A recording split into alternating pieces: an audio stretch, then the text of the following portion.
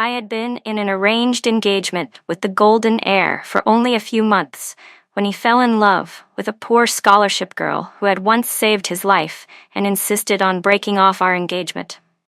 I tried to reason with him. You've been competing with your brother for years, and you've finally reached the decisive moment. Why would you ruin your future over a poor girl who means nothing to you? If you truly like her, you might as well keep her as a mistress in a gilded cage. The scholarship girl, Candy, felt humiliated.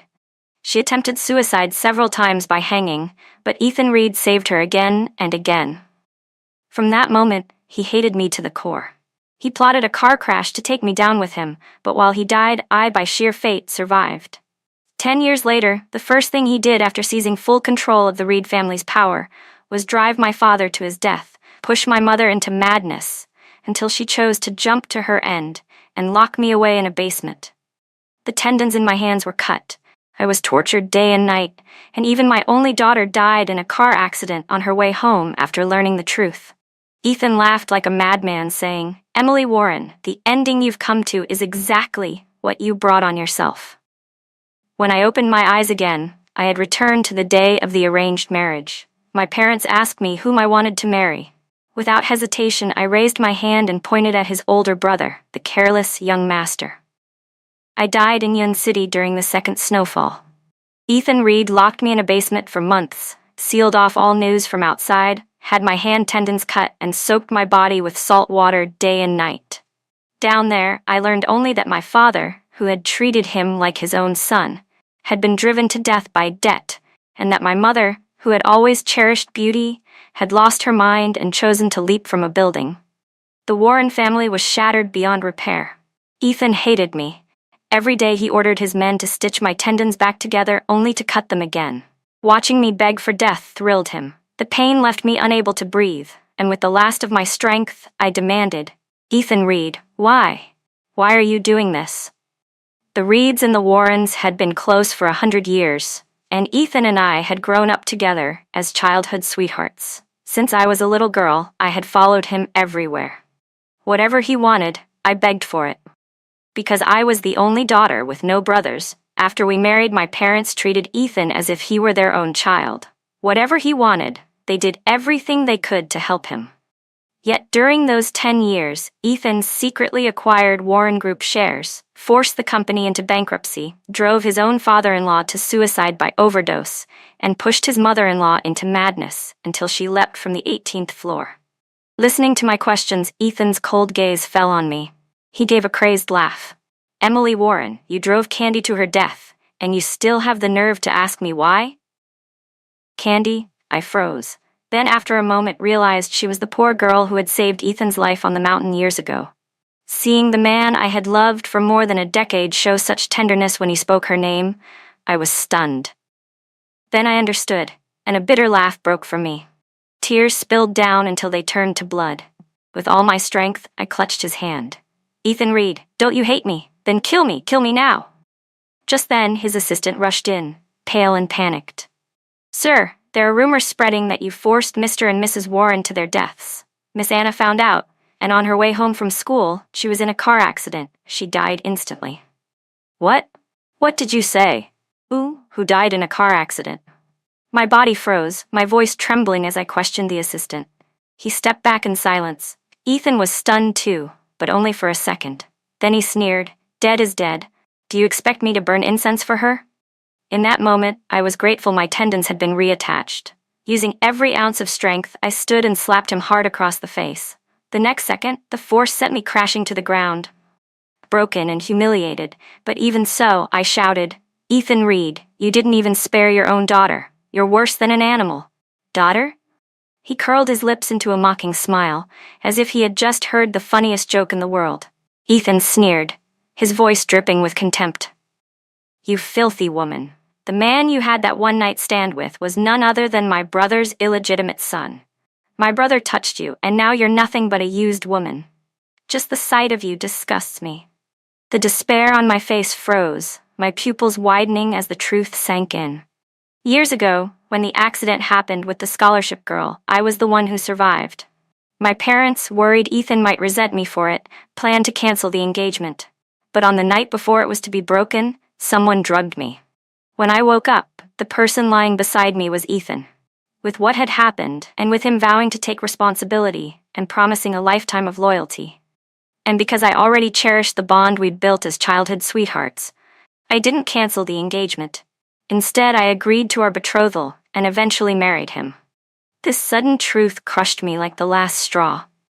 I couldn't hold back anymore. I screamed, my voice tearing out of me, filled with hatred and despair. My face twisted with madness as tears streamed uncontrollably. Ethan reveled in my breakdown. He laughed wildly and ordered his men to cut my tendons again. His assistant turned his face away, unable to bear watching, but Ethan insisted on having my tendons cut and sewn back together every day. He kept a knife soaked in salt water, slicing my broken body one cut at a time. Yet my eyes had grown hollow. No matter what he did, no matter what he said, even when he mixed my daughter's ashes into rice and forced me to eat it, I had no reaction. Seeing me like a lifeless puppet, Ethan gradually lost interest. He tossed the knife to the floor, ready to speak. In that instant, I reached for the blade and with swift and ruthless precision, stabbed it toward him. Even as he kicked me away, I laughed manically, cursing him through my blood and breath. Ethan Reed, I curse you for all eternity. May you never know peace in this life or the next. As my consciousness faded, I stared blankly at Yun City, where snow hadn't fallen in more than a decade. Yet in June, snowflakes drifted from the sky. One flake landed in my palm and melted into water. Unwilling and bitter, I closed my eyes for the final time. Emily, have you decided who you want to marry? My mother's gentle voice asked. I lifted my eyes in confusion. The swirling snow was gone, but the pain in my chest swelled unrelentingly. When I looked at my mother, whole, sane, and alive, I froze for several seconds before rushing into her arms, holding her tightly, my voice trembling. Mom, you're here. You're still here. Even then, I could hardly believe that I had been reborn. My mother stood stiff, surprised, but instinctively stroked my back to comfort me. Softly she asked, "Who bullied my sweet girl? Tell Mommy, and I'll stand up for you." I couldn't stop crying.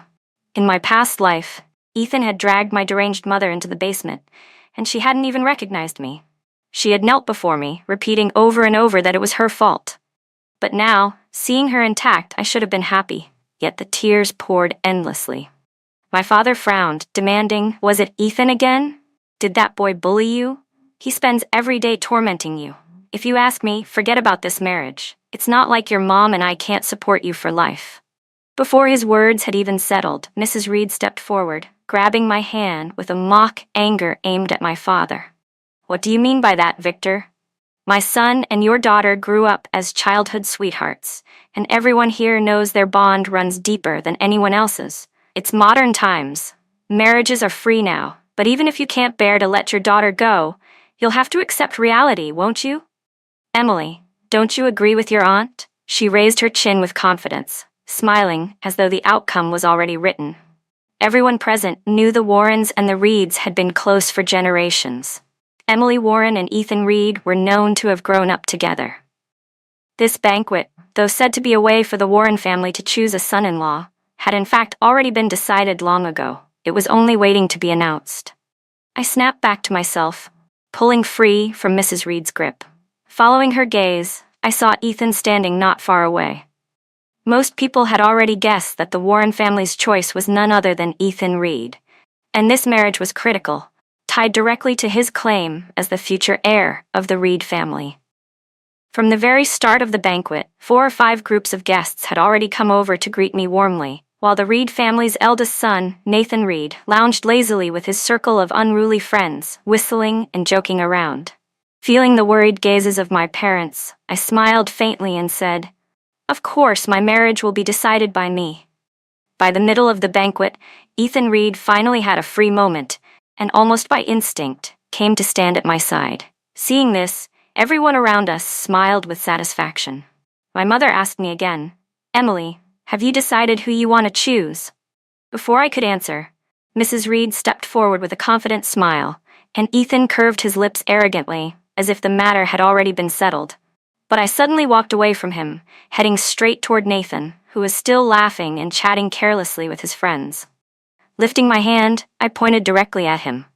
"I want him." The entire room fell into stunned silence. Even Nathan himself turned back in surprise, pointing at his own chest in disbelief. "Been me?" I nodded firmly. He opened his mouth to speak, but before he could, Ethan stormed forward in 2 long strides, seizing my arm in a painful grip. His voice was cold and sharp. "Emily Warren, even if you want to throw a tantrum, there should be a limit. All I asked was for you to kneel and apologize to Candy. It's been more than a month. Why are you still holding on to this? What's the point?" The pain of his grip made me frown deeply.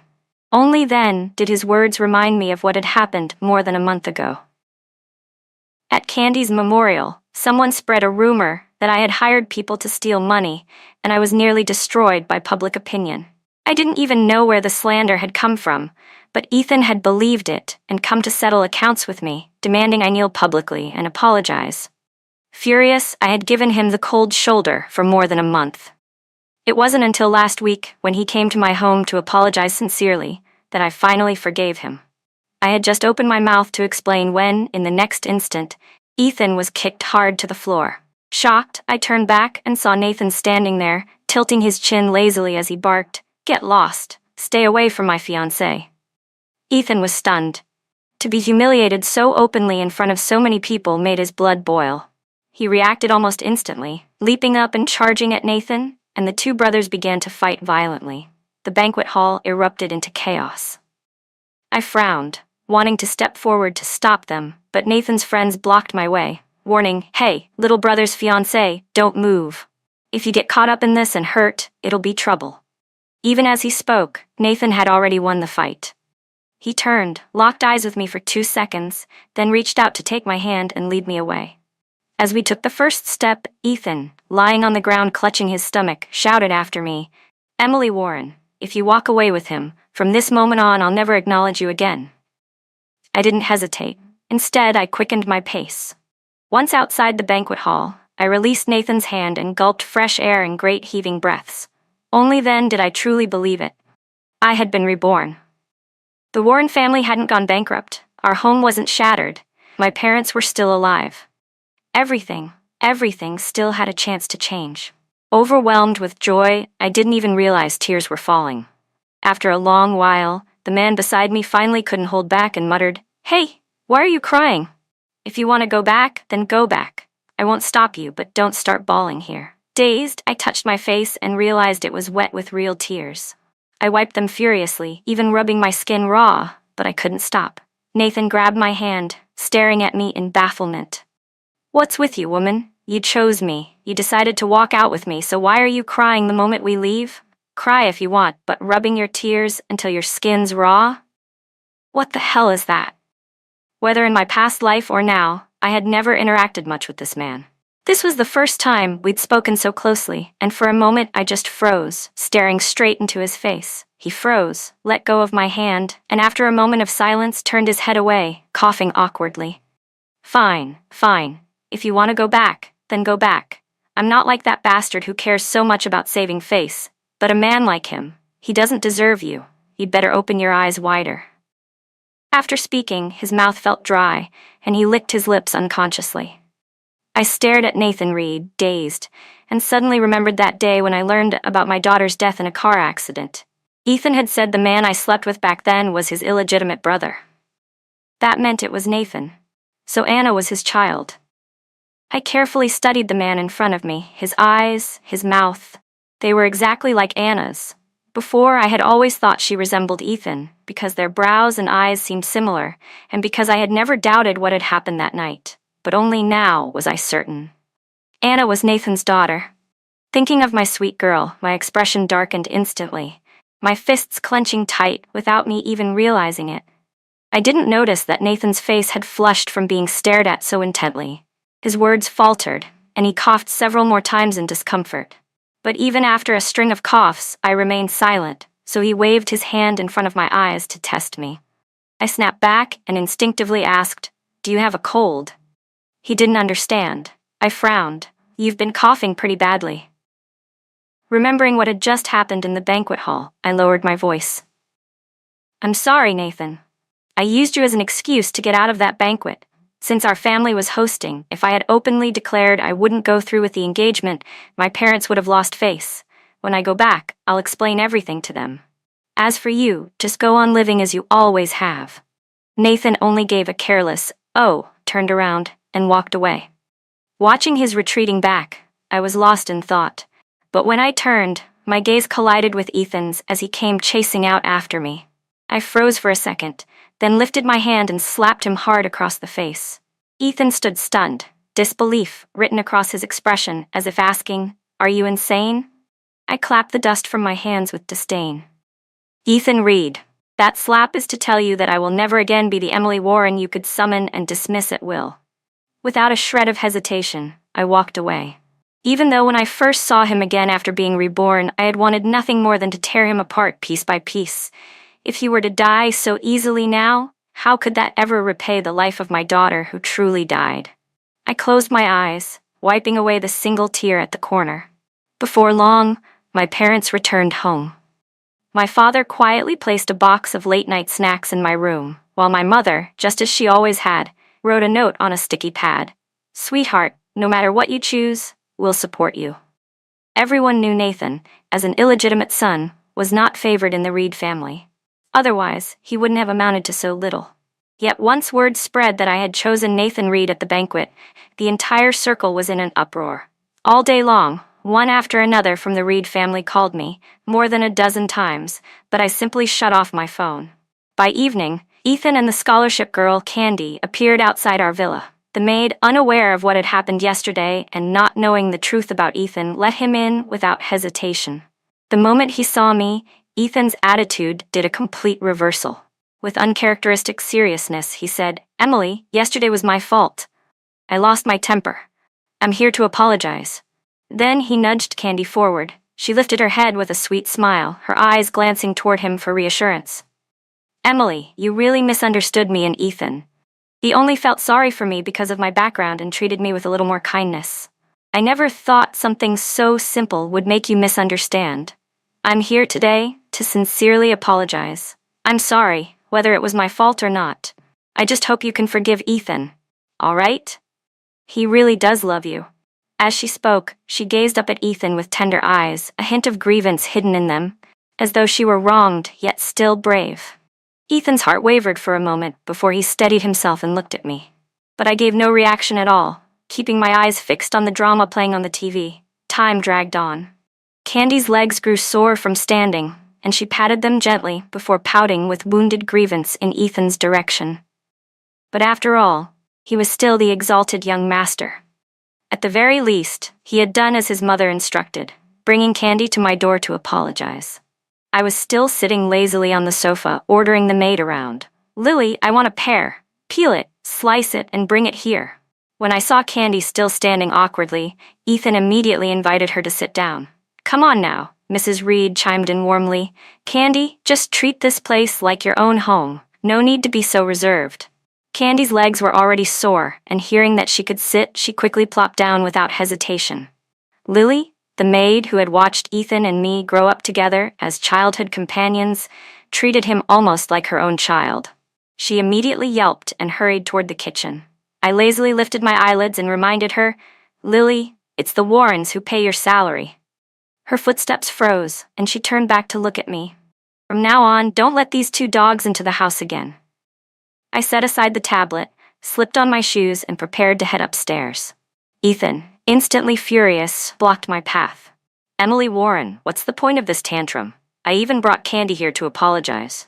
Do you really have to act like this? Why are you so jealous whenever you see me standing with someone else?" I gave a sharp laugh. I had never once looked down on poor students because of wealth. But now, seeing Candy trailing pitifully after Ethan, I felt disgust for the first time. Without hesitation, I shot back. "Jealous, Ethan? I have money, looks, and power. Why would I ever be jealous of a poor girl in knockoff clothes? What qualifications does she even have to compare with me? Or did yesterday's slap not remind you clearly enough of your position? If that's the case, I don't mind giving you another one." I raised my hand, ready to strike.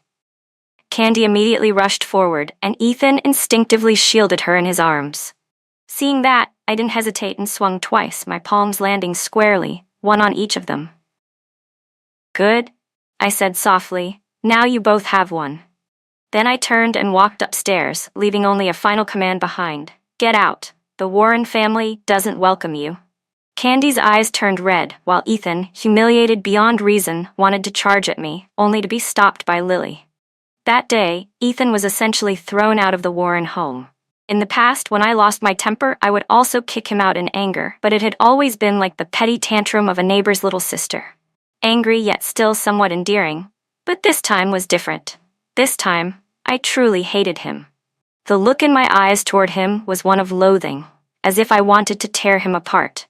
What infuriated him more was that he knew I despised his illegitimate brother the most, and everyone in the circle knew the two brothers never got along. Yet yesterday, in front of everyone, I had chosen Nathan Reed, humiliating him completely. And by this morning, the whole circle already knew that Emily Warren had abandoned Ethan and chosen Nathan. Clearly, it had been spread by Nathan himself. Ethan's face darkened with rage. Candy tried to hold his hand, but he violently flung hers aside. She lowered her head in grievance and said softly, "It's all my fault. If I had apologized sooner, you wouldn't have fought with Emily. I'll kneel for her. If she'll forgive you, I'll even give my life." Saying that, she dropped to her knees at the Warren family's front door. Watching from upstairs, I curled my lips into a cold, mocking smile. My phone rang. It was my assistant asking what was going on. I chuckled. Nothing. Just watching a dog pretending to be a saintly heroine. By the way, arrange that matter for me as soon as possible. Tomorrow afternoon would be best. As soon as I hung up, an unfamiliar number flashed on my screen. I paused for a moment before answering. A familiar male voice came through the line. "Miss Warren, shall we cooperate?" It was Nathan Reed. His voice was calm, carrying a trace of amusement. "I don't know exactly what happened between you and my bastard brother, but since you clearly despise him so much now, why don't we form an alliance through marriage? I'll help you get your revenge. How about it?" I hesitated, my expression darkening. I didn't know what the future held, but I knew that involving outsiders would eventually drag them into danger. Perhaps sensing my hesitation, Nathan laughed easily. "It's fine. I'm alone. I have nothing to lose. You can't hurt me, and truth be told, I can't stand that bastard brother of mine. More importantly, I'm a Reed, and I owe my mother. I need to take back what belongs to us and restore her honor. If we marry, we'll each take what we need, nothing more. I won't bother you, and you won't bother me. Deal?" When the words reached that point, I nodded and said, "All right." Nathan sounded satisfied and then asked with concern, "Do you want me to chase those two dogs off from your doorstep?" I paused, shook my head and replied, "No need. They won't last long." No sooner had I spoken than Ethan and Candy finally left. Humiliated like that, Ethan was bound to blow off steam at some bar later. I thought for a moment, then asked Nathan, "Would you mind? There's a gathering tonight, and I'd like you to show up with me." Without hesitation, he agreed. After we hung up, I quickly sent a message to my assistant. "Get me a copy within 2 hours. I want it before tomorrow afternoon." The news that Ethan had come to see me only to be thrown out in disgrace quickly spread throughout the circle. His mother was the first to call me. I didn't hesitate to answer. As always, she started by saying her son knew he was wrong, then played the emotional card, hoping I would come to the Reed house to clear up the misunderstanding. Before hanging up, she added, her tone carrying a note of displeasure. "Emily, even if you and Ethan are having a disagreement, you should never have humiliated him by choosing that illegitimate child. You've embarrassed not only Ethan, but also me, your Aunt Reed. I was very unhappy about what happened yesterday, but since the Warren family was present, and it was the first time I'd ever seen you so angry, I held back until now." The cold wind whipped against me, making me furrow my brows. I replied without thinking, "Aunt Reed, let's not forget that Uncle Reed's first wife was Nathan's mother. They only weren't accepted because they eloped, if we're being honest." My words cut off as I realized I had gone too far. Her tone instantly soured with displeasure. I quickly softened, gave a faint smile, and apologized before ending the call. When I lowered the phone, I saw Nathan standing not far away in a khaki trench coat, watching me with an easy, knowing smile. Hesitant, I walked toward him and asked reflexively, "When did you get here?" "Just now," he said. "Oh," I muttered, and followed him inside the clubhouse. The moment we stepped into the private room, Ethan, already drunk, sensed something and turned his head. Our eyes met, and he immediately stormed over, face dark with fury. "What the hell are you doing here? Dragging this pretty boy along just to flaunt him in front of me? Emily Warren, are you trying to make me jealous? Can't you think of a new trick? Doing the same thing over and over. What's the point?" He turned to his half-brother with a mocking smile. "You're just my stand-in. What do you have to be so smug about? You and your mother are the same, shameless trash." Before his words even finished, the sound of a slap rang out. The lights in the private room flicked on, and a red mark bloomed instantly across Ethan's pale cheek. Everyone froze in shock, and what stunned them even more was that the one who had struck him wasn't Nathan but me, the well-bred Emily Warren, who had always been the picture of a gentle, obedient young lady. "Are you done?" I asked coldly, my face expressionless, as I pulled Nathan to the sofa with me. We had barely sat down before Candy jumped out, eager to defend Ethan. Her eyes blazed with indignation. "Miss Warren, don't you think you're going too far? Whatever happened between you and me is one thing, but Ethan has always been sincere with you. And yet, in public, you slapped him for the sake of an illegitimate son. How could you treat him like that? How could you treat Aunt Reed like that, after she's loved you like her own daughter since you were little?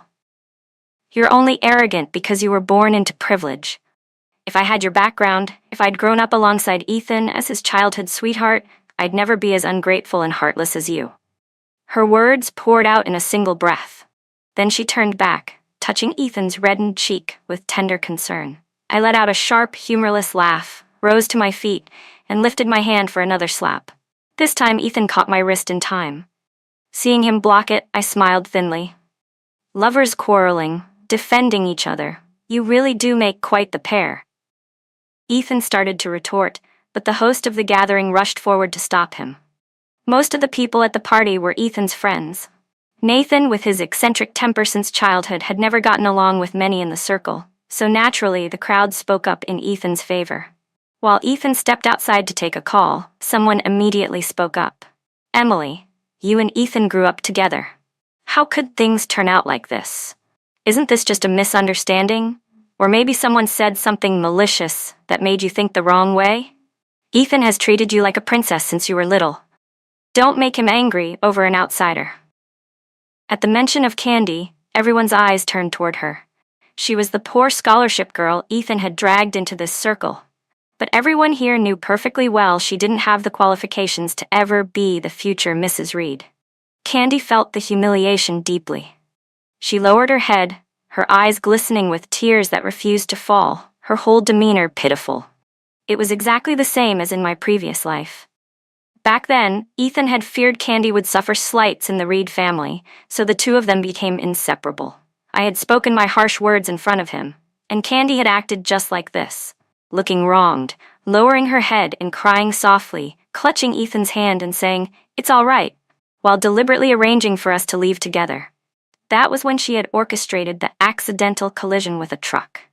The moment Ethan returned and saw everyone's eyes on Candy, and Candy putting on her pitiful act, he immediately turned his cold gaze on me. "Emily Warren, what did you do this time? No matter what I've done to you, Candy has never treated you poorly. Who bought you breakfast every morning before class? Who saved you a seat at every basketball game? Emily, you can come at me, but you have no right to insult her." I tilted my head and let out a sharp laugh, as though I'd just heard the biggest joke. Breakfast? That was Candy buying food I had already said I didn't like. As for saving me seats at basketball games, I'm the Warren family's eldest daughter. People are eager to give me their seats. Why on earth would I need her to save one for me? My mocking stare silenced him, choking his words in his throat. His face darkened, anger building. Candy tugged on his hand, tears spilling as she lifted her head. "Ethan, it's fine. I was willing to do those things for Emily. Even if she doesn't appreciate it, it doesn't matter. And Emily, I truly apologize. Please don't blame Ethan. You and he are destined for each other. Everyone says you're a golden couple. Unlike me, I only deserve to carry your shoes." She went on, her voice dripping with grievance until a loud, cutting voice came from the doorway. "That's wrong. You're not even qualified to carry Emily's shoes." The person who walked in was Natalie Brooks, my childhood best friend from Southbridge. She had been studying abroad for years. At her sudden appearance, the entire room was shocked, everyone standing up in surprise. "Jojo, when did you get back?" "Wow, Jojo, you're too much. Coming back without telling anyone first." Natalie smiled thinly, exchanged a few perfunctory greetings, and then plopped herself right down beside me. Her eyes locked on Candy, sharp and unflinching. "Go on. Why'd you stop? Weren't you talking so much just now?" Then she turned to me. "Emily, what's wrong with you? How could you let some little fake saint like her get under your skin?" I pursed my lips, slipping some medicine quietly from under her hand. When I turned my head, my eyes met Nathan Reed's across the room. He was slouched lazily on the sofa, lips curled in a careless smile, one eyebrow raised, looking every bit the arrogant rogue. Candy's face instantly darkened. Ethan tried to say something, but Natalie cut him off with biting sarcasm. "Some people, huh? We've all been with Emily since childhood, but now you betray her for someone you've barely known 2 months. Everyone knows Emily is famous for her good temper. She's been slandered, bullied by her so-called childhood sweetheart, and she's grown thin from it all. It breaks my heart to see her like this. And to think someone once said he would treat Emily like a princess forever. Aren't those words slapping you in the face now?" Her words pointed straight at Ethan, and the others around couldn't help nodding in agreement. Candy had only been around for 2 short months, yet already stirred up so much chaos. Ethan opened his mouth, but the words stuck in his throat. His face twisted with embarrassment as he glanced at Candy. 2 months. That was all it had been. It really wasn't worth fighting with my childhood sweetheart over an outsider. I smiled faintly, then stood up and picked up a glass of wine from the table. With an open, generous tone, I said, "All right, it's nothing serious. Let's stop arguing. Ethan, I'm not angry with you anymore. Drink this glass of wine and we'll laugh it off as if nothing ever happened." I placed the wine in front of him, but before Ethan could move, Candy, knowing she could never truly blend into the circle, jumped in and volunteered. She downed the glass in one breath. Her pale face flushed crimson almost instantly, and she swayed as the alcohol hit her. "Emily," she said, her voice hazy, "it was all my fault before. I'm sorry." I only gave her a small smile, then subtly signaled to Natalie. She was never one to sit still. She'd already been restless in the private room. Catching my cue, she immediately called out to everyone, suggesting they all head out for a change of scene. Taking the opportunity, I tugged Nathan Reed along with me to leave. Ethan instinctively tried to follow, but I stopped him. "That wine was a little strong. You're clearly drunk. You should stay here and look after her." "No need," Ethan began to protest reflexively, but this was still before Candy had saved him, before his feelings for her had truly deepened. Even so, watching me leave with the brother he hated most gnawed at him. I turned and stared straight at Candy, who was already flushed and dizzy. She couldn't stand my gaze. Overheated, she suddenly clutched Ethan's arm and whimpered, "Ethan, could you stay with me? I don't know anyone else here." Her eyes brimmed with tears. The only person she could claim as a friend in that room was him. After all, he was the one who had brought her in. Ethan sighed, helpless, and urged, "Fine, but you two come back quickly."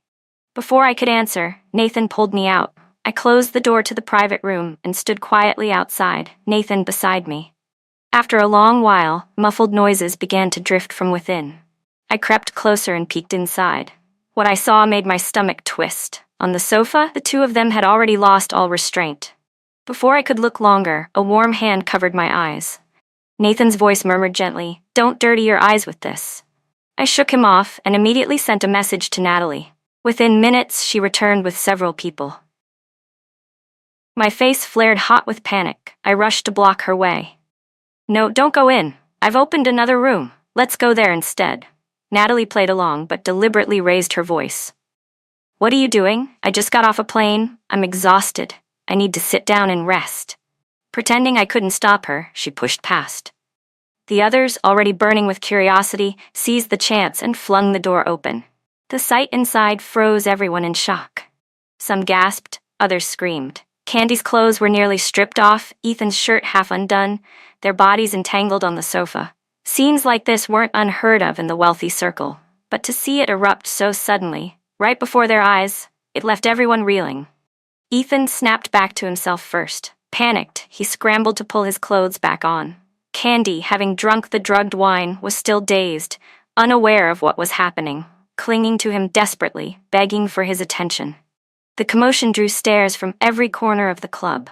Whispers spread like wildfire, some calling it shameless, others sneering, most simply watching the show. The atmosphere devolved into chaos. Ethan shoved Candy away, but when she still clung to him, he grabbed the remaining wine from the table and splashed it over her to shock her awake. Finally, she began to regain her senses. Flustered and sweating, Ethan turned to me, stammering, "Emily, it's not what it looks like. It's not." He tried to step closer, but with each step he took, I retreated one. My eyes burned red with tears. It was as if he had suffered the greatest humiliation in the world.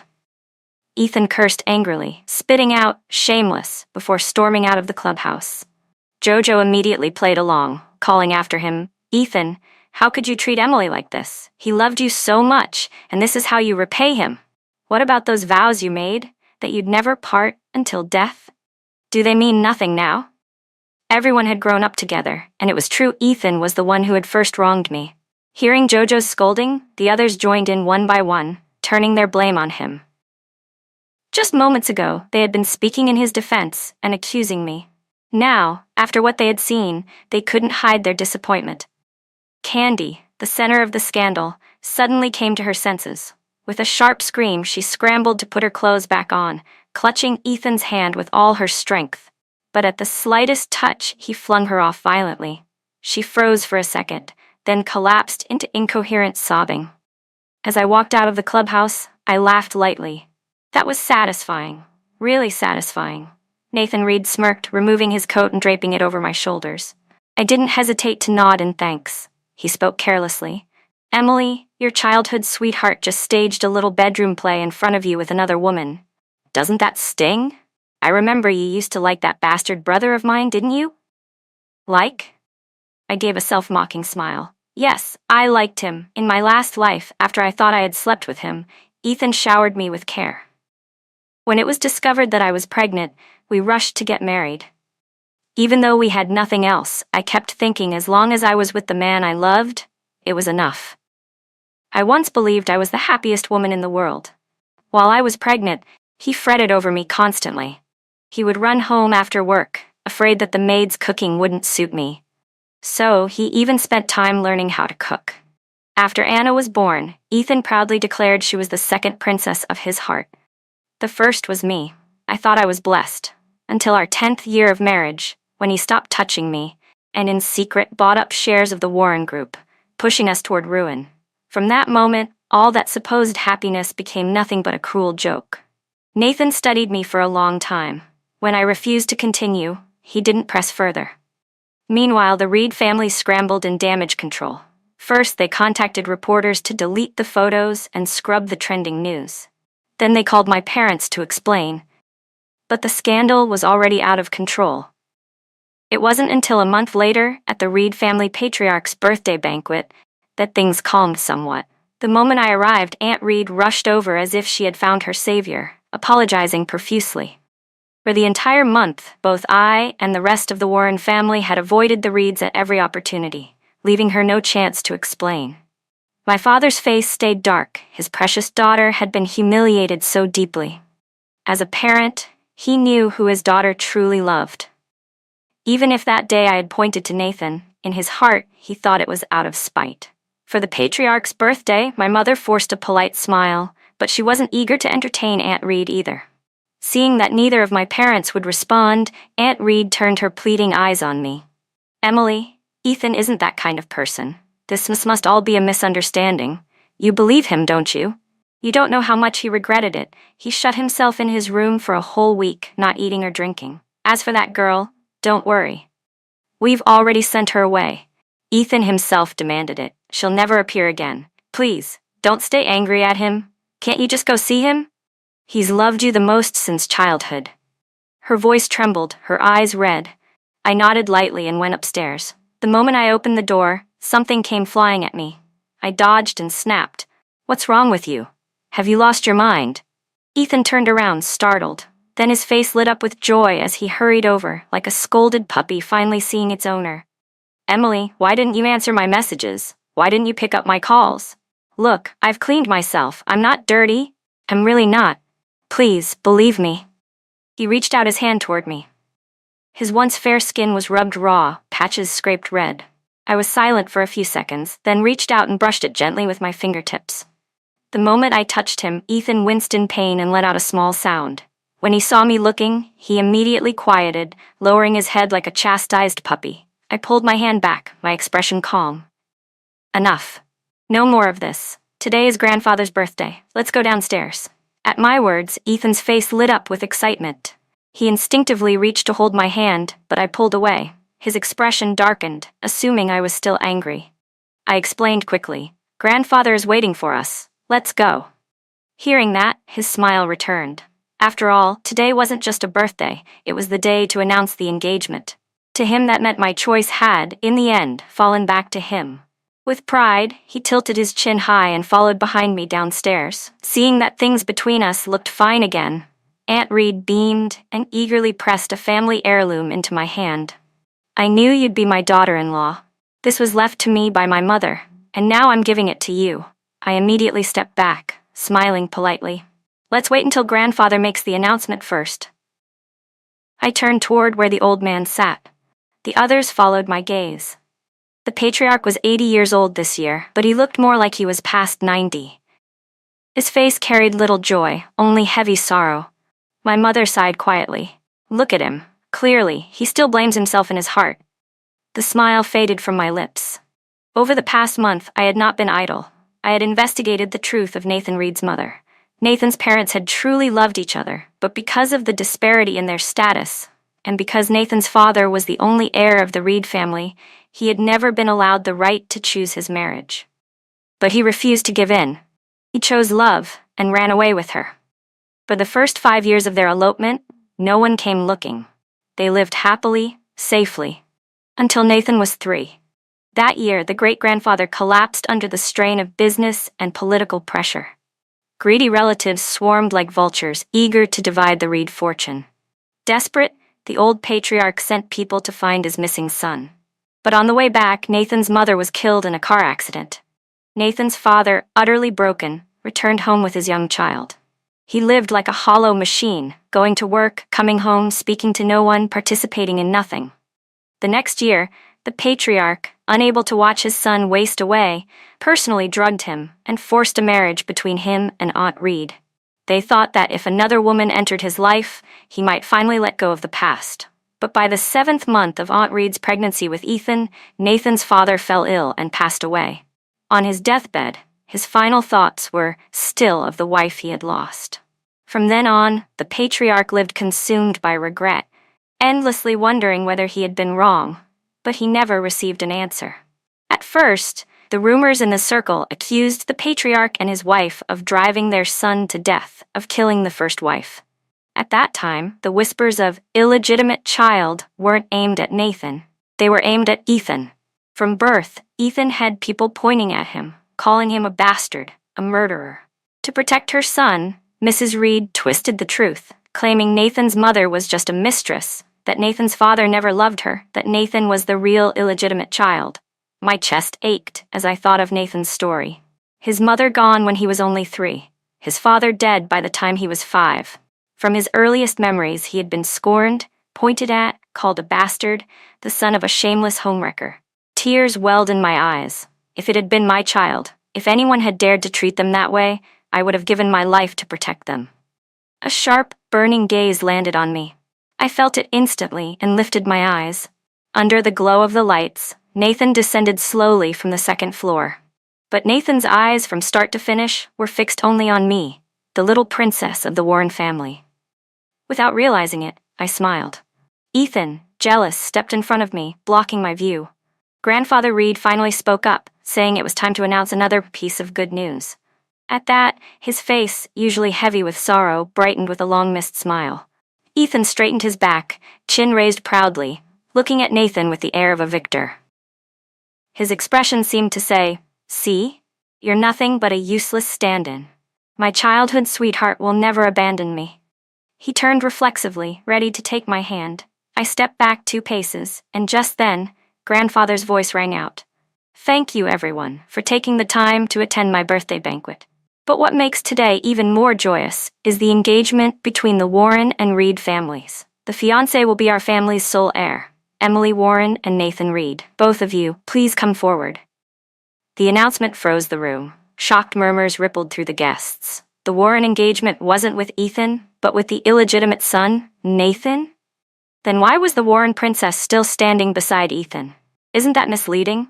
Lifting my skirt slightly, my face alight with joy, I began to step forward, but Ethan seized my arm in disbelief. You're going to get engaged to him? To an illegitimate son? Emily Warren, are you still mad at me? Can't you stop making a scene at such an important occasion?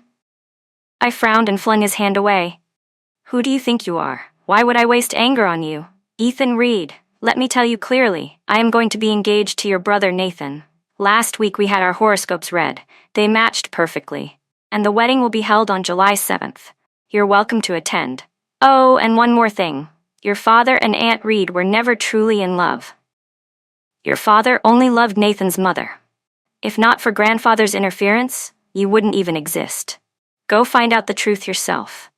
I let go of him and strode onto the stage. Nathan extended his palm, and I placed my hand in his, our fingers interlocking. As I said, I announced, the engagement is next Monday, and the wedding will be on July 7th. Ethan went berserk, trying to rush the stage, but Aunt Reed held him back with all her strength. His hateful eyes locked on me, burning with humiliation he would never forget. But he also knew now wasn't the time to lose control. Grandfather called us, the new couple, into his study. His words were brief but heavy, the truth about Nathan's mother. Perhaps it was age that loosened his guard, but when he spoke of his son, tears streamed down his wrinkled face. He mourned his daughter-in-law, the woman he had never even met. His meaning was clear. When Nathan formally became heir, he would step back from all family affairs, including the matter of restoring Nathan's mother's honor. Nathan listened with the detached calm of a stranger. Only when the words father and mother were spoken did he show a flicker of emotion. When we left the study, I gripped his hand tightly, my heart aching. In the end, it was his own grandfather who had destroyed his family, causing the death of his mother, and in turn, his father. No matter how much grandfather loved Nathan now, it could never replace a mother's love. If she had lived, his father would still be alive. Nathan would never have been a child without parents. Feeling the warmth of my hand in his, Nathan finally gave me a smile. But in that same moment, a waiter suddenly rushed at us, brandishing a knife. None of us had time to react. Before we could move, someone else was faster. He snatched the knife away and kicked the waiter squarely in the chest. The man tumbled backward, crashing down the staircase. Blood spilled from his mouth and a dark stain spread beneath him. He gasped in agony, clutching his stomach, crying out, "My child, my child." Only then did we see clearly who the waiter was. It was Candy. Her face was badly scarred from burns, almost unrecognizable at first glance. And the one who had reacted first, who had disarmed her in an instant, was none other than Ethan. He had come to overhear what grandfather was saying to his illegitimate brother, but instead had stumbled upon a truth-shattering secret. He himself was the real illegitimate child, the one who had destroyed another woman's family. When Ethan heard grandfather's words, he looked utterly shattered. Seeing Nathan standing with me broke him, and though he wanted to step forward, he didn't dare. It wasn't until he noticed a waiter charging at us with a knife that he rushed forward instinctively. I followed Nathan down the stairs. The moment Candy saw me, she seemed to forget her pain and lunged at me with crazed eyes. "It's you. It's all you, you bitch. If it weren't for you, Ethan wouldn't have abandoned me. He wouldn't have abandoned this child either. It's all because of you. Emily Warren, why are you still alive? Why don't you just die? You tried to use public opinion to push me to my death before, and now you want to kill the Reed family's child too? A vicious woman like you doesn't deserve to step into this family's gates." Her words were sharp and venomous. Aunt Reed, hearing her mention the Reed family's child, instantly thought of her own son. Panicked, she ordered someone to call an ambulance. "If anything happens to my son's child, I'll never forgive you." The ambulance arrived quickly. Aunt Reed insisted on going with Candy, but Nathan stepped in her way. Toward this illegitimate child he had never shown kindness, and now he coldly snapped, Get out of the way, you slut. You've already stolen your brother's woman, and now you want to force his child to death too? You're worse than an animal. When she turned her accusations on me, I kept calm and silent. But watching Nathan be humiliated like that, I instinctively wanted to step forward. He stopped me, giving me a steady look that told me to trust him. Suddenly, a recording began to play in the silent hall. Candy's voice filled the room. In the recording, she confessed to staging a scene of being falsely accused of stealing money and even spending a fortune to spread rumors that I had driven her to the brink of death. She mocked, "What's this little money compared to becoming Mrs. Reed? Even in 10 lifetimes, I couldn't spend it all. Ethan is just a fool his mother coddled into uselessness. Next time I'll lure Emily to the mountains, pretend to risk my life to save her, and then she'll fall hopelessly in love with me. After that, won't she be mine to control?" The hall went deathly quiet. Aunt Reed, who had been clutching Candy's hand, let go at once. Even Ethan, who had believed Candy's every word and blamed me for everything, stood frozen in shock. I turned toward the source of the recording, stunned. A silver-haired young man strode in, grinning arrogantly. "Nathan, little brother, next time call me earlier, will you? I almost boarded a plane for vacation." Then he dipped his head toward me with a sly smile. "And you, Nathan's little bride, why didn't you tell the family about suffering such humiliation? Fortunately, our Nathan has always kept this matter in mind." My eyes turned red as I looked at Nathan. The truth was, I had wanted to forget all of it. It happened so long ago, and since no one seemed to care about the aftermath, I buried it in silence. But now, hearing my suffering laid bare, my parents couldn't hold back their fury. The Warrens demanded an explanation. But before more could be said, Candy collapsed in pain and was rushed into emergency surgery. Hours later, the news came. The child could not be saved. Worse still, the injury had been too severe during pregnancy, and because she was treated too late, her uterus had to be removed. When Aunt Reed heard her grandchild was gone, she flew into a rage, demanding justice. She raised her hand and slapped my mother hard across the face. She didn't know the full truth about Nathan's parents, but just 2 hours earlier, the real story had already been revealed. A venomous woman like Candy had framed an innocent scapegoat, and now she still wanted the Warrens to give her an explanation? My mother's fury boiled over. She slapped Aunt Reed across the face in return. "Your son didn't care about the truth. He forced my daughter to kneel and apologize because of rumors, and now you demand justice from us?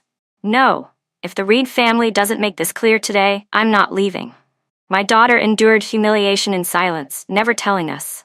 But your son, whenever he suffers even the smallest grievance, he runs crying to his mother. You call me to accuse my daughter, to slander her. Who do you think you are? Does my daughter need your lectures? You can't even raise your son properly, and you dare to try teaching my daughter?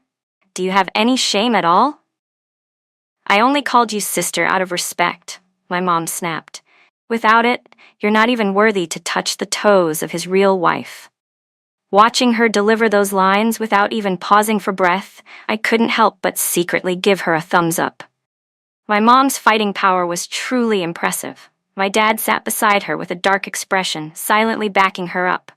Every time my mom said a line, he added his own, the two of them seamlessly in sync until they finally stopped. Then they both turned to look at me. My mom pulled me into her arms, her voice tender with guilt. "Sweetheart, how could you suffer so much and not tell us? Didn't I tell you that whatever happens, you can always come to me? You can always lean on me, act spoiled if you need to. It's our fault. Your dad and I have been too busy with work, caring too little. You've always been so independent since you were little, never really acted spoiled, never asked for anything outright. If it weren't for that recording, we would never have known how much you were humiliated at school." I didn't want to cry. I longed to hold on to that look of pain and love in her eyes. But in an instant, my tears poured out uncontrollably. For just this grievance, my parents acted like they wished they could bear it in my place.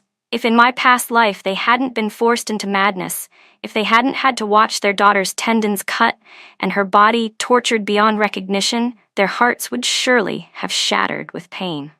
Aunt Reed, however, still wasn't finished. She continued to fuss and argue until Grandfather Reed slammed his cane against the floor, his voice stern. "Enough! Haven't you shamed us enough? Get out!" He turned toward my family and bowed slightly. Emily, Nathan, it's our Reed family who wronged you. We'll give you an explanation. Emily, it was my failure to discipline my grandson. That's my fault, and I apologize. He spoke with solemn sincerity. I hurriedly wanted to stop him, but Nathan caught my arm, shaking his head. He only lifted his chin, his eyes filled with cold disdain, not saying a word. To him, this old man had always favored his bastard brother. When Nathan was bullied as a child and went to complain, grandfather would play both sides. He'd say he would discipline Ethan, but in reality, all Ethan got was a few words of reproach before being handed sweets. Maybe only at the very end of his life, looking back, would this old man realize just how horribly wrong he had been. But even then, in his heart, he would convince himself everything he did was for the Reed family. He had no regrets. Even his mistakes, he would believe, were sacrifices for the family's sake. Later, when Candy finally regained consciousness in the hospital, I was in the ward with Ethan. Her hand instinctively went to her stomach. Empty. Nothing there. In that moment, she struggled up from the bed and lunged at me, eyes wild. Ethan slumped forward and tried to stop her, breaking down in tears. But Candy shrieked hysterically. Why are you still protecting this woman? It's because of her our child is dead. Why do you still shield her? Don't you know we lost our baby, Emily Warren? You fox spirit. I don't know what trick you used to seduce Ethan, but you killed my child. Even if I die, I'll never forgive you. She thrashed like a madwoman. I simply looked at her quietly and laughed with scorn. The sight of my indifference drove her even crazier, and she tried to come at me again, only to be blocked by Ethan once more. But this time, he didn't stay silent. He laughed bitterly, his voice dripping with mockery. The one who killed your child was me. I was the one who kicked you. That's why you fell down the stairs. If you want to accuse a murderer, then accuse me. Enough, Candy. I'll give you a sum of money. Leave this place. Go anywhere, just not here. He let out a heavy sigh and pulled me out of the ward. Once outside, he found a quiet corner. He looked at me, lips parting as if he wanted to speak, but no words came out. He just stared, torn and silent. I smiled and said, Ethan, did you really think that by driving Candy away and saying a few apologies I would forgive you? If that's what you thought, then you were completely wrong. I will never forgive you in this lifetime. Chloe is truly gone. There's no way I can forgive you, nor can I forgive you on behalf of Chloe, the girl you spoiled endlessly since childhood, the daughter you were supposed to protect as her so-called father. I turned and walked away. Ethan couldn't hold back and demanded, Emily, what on earth did I do that was so unforgivable? Why do you hate me this much? I paused for just a moment, said nothing, and left the hospital. Time passed quickly, and soon July arrived. The Reed family's response was to cast Aunt Reed out of the house, but Ethan still carried Reed blood, so he remained, reduced to nothing more than a useless young master.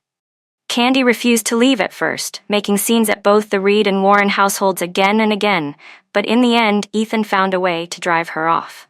The next time I saw him was at my wedding. The rings had been entrusted to Nathan, and Chloe, serving as my bridesmaid, personally went to fetch them. I was left alone in the dressing room when Ethan walked in. I was surprised for just a second, but quickly recovered my composure. He looked far more disheveled than before. His mother had been cast out of the Reeds, and he himself, once a lofty heir, was now nothing more than a despised outcast. With a sunken face, he staggered toward me. He opened his mouth as if to speak, but choked on his words. Finally, he managed to say, Emily, long time no see. These past weeks I've been having a dream. It repeats over and over. I dreamed we were married. I dreamed I ordered someone to sever the tendons in your hands. I dreamed I drove your father to his death, drove your mother into madness. And I dreamed of Chloe. His voice shook. In the dream I laughed like a madman, watching you in agony, begging for death but never finding release. I felt triumphant, but when you refused to even beg for death, I panicked. I forced you to swallow what I said were Chloe's ashes, but it was useless. And when I finally realized I truly loved you, you were already dead. That had to be just a dream, right? Tell me it was just a dream. He stared at me desperately, craving an answer. Every time he woke, the dream haunted him. Each time he fell back asleep, the same nightmare replayed. It was too vivid, too real, almost as if it had actually happened. I lowered my head and laughed softly, but tears slipped down my cheeks. I said only one sentence. Ethan, what right do you have to even speak of Chloe? Just those words revealed everything. The truth. He finally understood why the sweet little girl who had adored him since childhood had suddenly turned cold. He finally understood the hatred in my eyes each time I looked at him. He collapsed to the ground, sobbing, pounding his fists into his own chest, whispering again and again, "I'm a beast. I truly am a beast." His sobs grew ragged, until he could hardly breathe. I stood silent. I said nothing as he pulled out a knife he had hidden and plunged it into his chest. As the blood spread and his consciousness began to fade, he looked at me and gasped, "Emily, what will it take for you to forgive me?" A knock sounded at the door. I lifted my gown slightly and smiled coldly.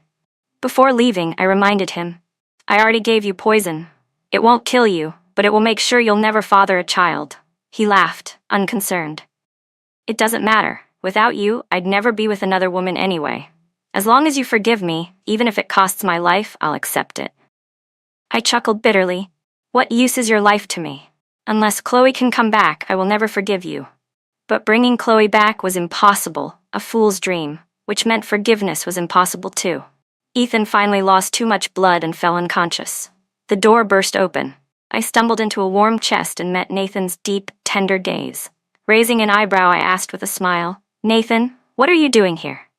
He glanced once at his pathetic younger brother lying on the floor, then stroked my hair gently, a smile curving his lips. "Of course I came, to rescue my beautiful bride."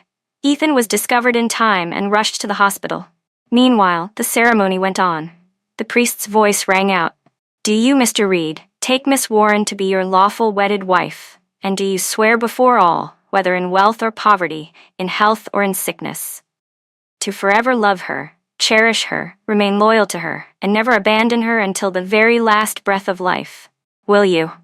All the while, Nathan's gaze never once left me, his beautiful bride. Listening to the priest's words, tears slipped from his eyes without him even noticing. His voice trembled as he nodded and said, "I do."